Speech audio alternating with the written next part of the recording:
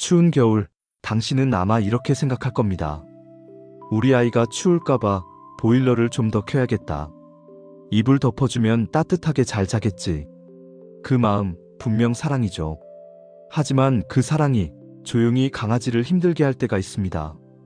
겨울은 사람에게 포근한 계절이지만 강아지에게는 보이지 않는 불편함이 쌓이는 계절이에요. 수의사들은 말합니다. 겨울엔 병원에 오는 아이들의 절반이 사람의 선해 때문에 아파요. 오늘은 그 이유를, 그리고 우리가 바꿔줄 수 있는 작은 습관들을 이야기해 보겠습니다. 첫 번째, 집안을 너무 따뜻하게 할 때, 추우니까 따뜻해야 한다. 당연한 생각이지만 사실은 이게 첫 번째 함정이에요. 히터나 보일러를 세게 켜면 공간의 습도가 빠르게 떨어집니다.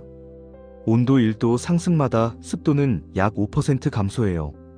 이건 단순히 공기가 건조해진다는 의미가 아닙니다. 건조한 공기는 강아지의 콧점막을 손상시키고 호흡기에 염증을 유발할 수 있습니다. 코가 말라 딱딱해지면 세균이 침투하기 쉬워지고, 특히 코와 폐가 약한 노견은 쉽게 기침과 무기력을 보입니다. 또한 공기 중 수분이 줄면 피부 장벽이 무너지고 비듬이나 가려움이 심해집니다. 겨울철 피부병의 절반은 이 건조함에서 시작돼요. 그래서 난방 온도보다 중요한 건 습도입니다. 실내 습도를 40에서 60%로 유지해주세요. 가습기를 켜거나 젖은 수건을 걸어두는 것만으로도 충분합니다. 그리고 사료에 따뜻한 물을 조금 섞어주면 체온 유지와 수분 보충, 두 가지를 한 번에 도와줍니다. 두 번째, 창문을 꽁꽁 닫아두는 습관. 춥다고 창문을 닫아두면 그 안의 공기는 금방 답답한 공기로 바뀝니다. 공기 중에는 이산화탄소, 먼지, 방향제 성분, 그리고 사람과 반려견의 호흡에서 나오는 수증기가 섞입니다. 특히 겨울철엔 난방 때문에 환기가 거의 없어 공기 중 이산화탄소 농도가 쉽게 1000ppm을 넘습니다. 이 수치는 사람도 두통과 피로를 느끼는 수준이고, 강아지에게는 산소 부족으로 인한 무기력과 식욕 저하로 이어집니다. 게다가 공기 속에 쌓이는 먼지 입자는 코와 기관지에 달라붙어 호흡기를 자극해요. 실제로 실내 공기가 나쁠 때 강아지의 재채기 빈도와 피부 가려움이 높아진다는 연구 결과도 있습니다.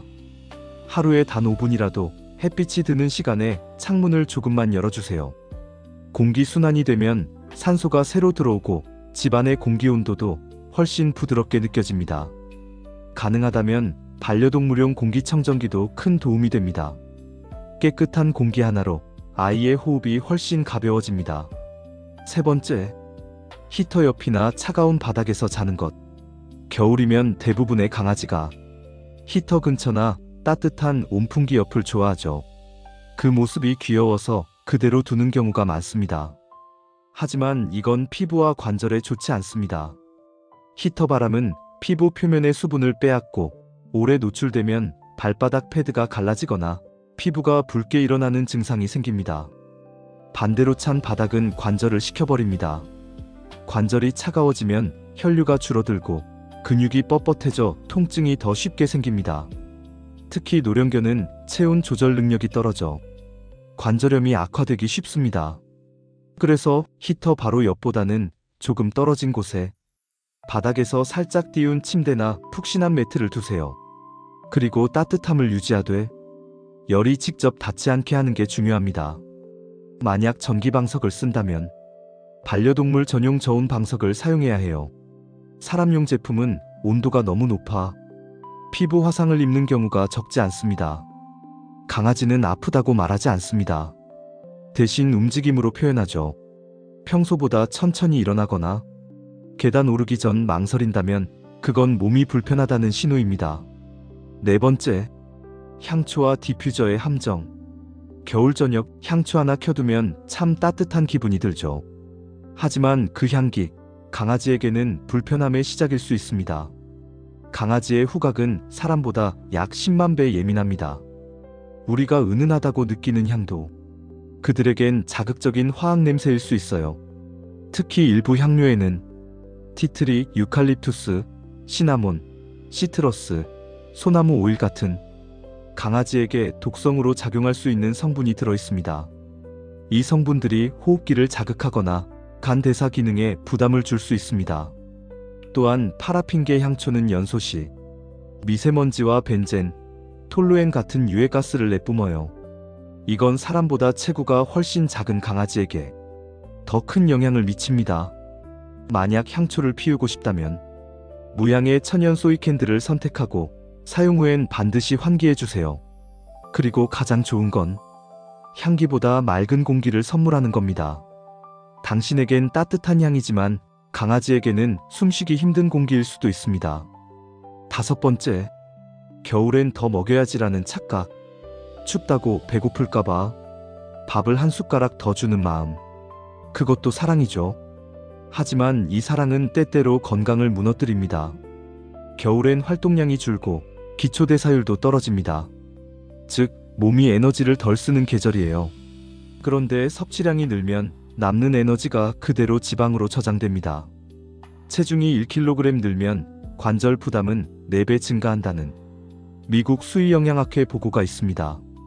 비만은 단순한 체형 문제가 아니라 당뇨, 관절염, 심장 질환의 원인이 됩니다.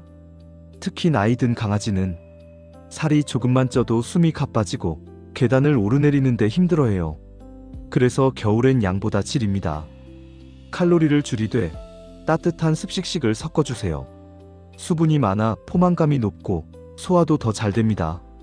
간식은 하루 총 섭취량의 10%를 넘지 않게 많이 주는 사랑보다 건강하게 챙기는 사랑이 훨씬 깊은 마음입니다. 6번째, 놀이를 줄이는 것. 날씨가 추워지면 산책을 줄이고 실내에만 두는 경우 많죠. 하지만 그건 강아지에게 휴식이 아니라 지루함이에요. 강아지는 매일 반복되는 자극 속에서 행동 에너지를 해소해야 합니다. 그게 부족하면 세로토닌 분비가 줄고 불안, 짜증, 파괴 행동으로 이어집니다. 실제로 겨울철 행동학 진료 중 30% 이상이 실내 스트레스 때문이라고 해요. 그래서 매일 10분 짧게라도 집중해서 놀아주세요. 수건 끌기, 간식 숨기기, 장난감 찾기 같은 간단한 놀이면 충분합니다. 놀이의 핵심은 시간이 아니라 관심이에요. 단 5분이라도 눈을 마주치고 함께 웃는 시간, 그게 강아지의 가장 큰 안정제입니다. 7번째, 겨울엔 빗질 안 해도 된다? 겨울털은 두껍고 풍성해 보이지만 그 안에 먼지와 피지, 정전기가 갇혀 있습니다. 이게 쌓이면 피부염과 가려움의 원인이 돼요. 특히 건조한 실내에선 털 사이에 마찰로 정전기가 생기고 그 자극이 피부를 약하게 만듭니다. 결국 아이는 핫거나 긁으며 불편함을 표현하죠. 수의사들은 말합니다. 하루 2분의 빗질이 피부 트러블의 절반을 예방한다. 빗질은 단순한 미용이 아닙니다. 피부에 천연 오일을 고르게 퍼뜨리고 피부 혈류를 도와 면역력을 높이는 관리예요. 하루에 딱 2분만 투자해보세요. 그 시간이 강아지의 겨울을 훨씬 편안하게 만들어줍니다. 8번째, 연말 손님과 시끄러운 환경. 겨울은 사람에게 축제의 계절이지만 강아지에게는 혼란의 계절이기도 합니다. 갑작스러운 손님, 큰 웃음소리, 바뀐 가구 배치. 이 모든 변화가 강아지의 안정된 루틴을 깨뜨립니다. 루틴이 깨지면 몸의 스트레스 호르몬인 코르티솔 수치가 상승하고 평소보다 불안과 긴장도가 높아집니다. 그래서 평소엔 순한 아이도 손님이 많을 땐 숨어버리거나 낯선 소리에 예민하게 반응하죠. 이럴 땐 억지로 다가가지 마세요. 조용히 쉴 수 있는 공간, 익숙한 담요나 장난감이 있는 피난처를 마련해주세요. 그리고 무엇보다 중요한 건 행사가 있어도 식사 시간과 산책 시간은 지키는 것. 일상의 규칙이 무너지지 않을 때 강아지는 마음의 안정을 되찾습니다. 너는 괜찮아? 조용히 쉬어도 돼? 그 한마디면 충분합니다. 마지막으로, 겨울은 따뜻함으로 기억되는 계절이죠. 하지만 강아지에게 진짜 따뜻함은 보일러의 온도가 아니라 당신의 관심 온도입니다. 가습기 한 대, 창문 5분, 빗질 2분, 이 작은 습관들이 나는 너를 보고 있어. 네가 편하길 바라. 라는 메시지가 됩니다.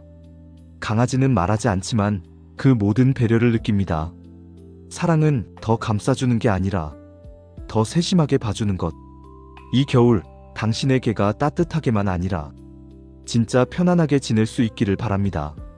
영상이 도움이 되셨다면 구독과 좋아요 부탁드려요.